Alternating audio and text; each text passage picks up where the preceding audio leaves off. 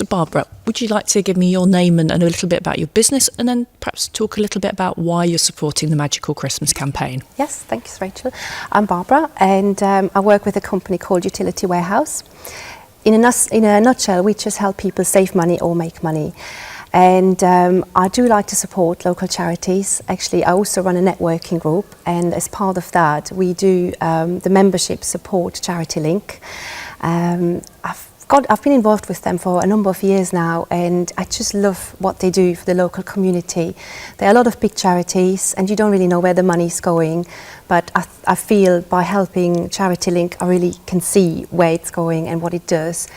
And I think there's a lot of people that sometimes just need that little bit of a helping hand to get back up on their feet.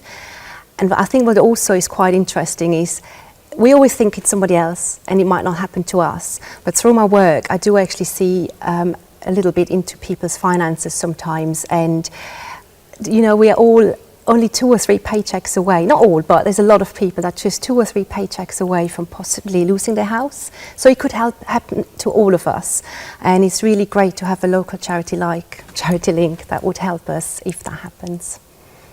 Brilliant. Okay.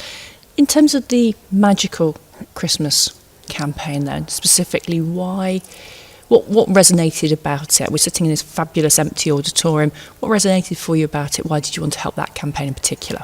Oh, I just love the whole idea of it, because yes, it's important to help people with the basic needs, food, clothing, shelter, of course that's important, but there's so much more to it. I think the mental well-being of somebody and being able to make a difference, especially to children at Christmas time that maybe haven't got the opportunity, or most definitely haven't got the opportunity to experience a show like this.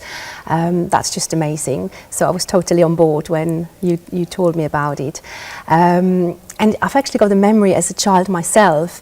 When I grew up, there were 4 of us, 4 children, and my parents had just bought a farm. They had all the money went back into building that business, so they didn't have the money to take us out to theatre and things like that.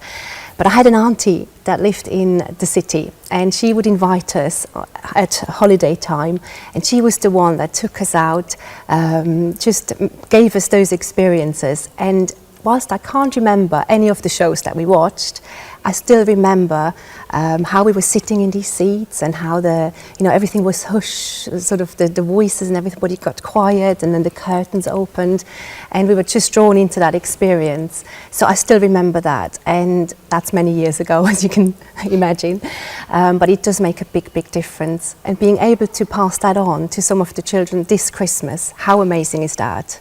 So I would just ask if there's anybody that is touched by this, that they maybe just sponsor 1 seat, or if you can sponsor a few, or if you're a company and you can sponsor a few rows of seats, how amazing, to make that difference.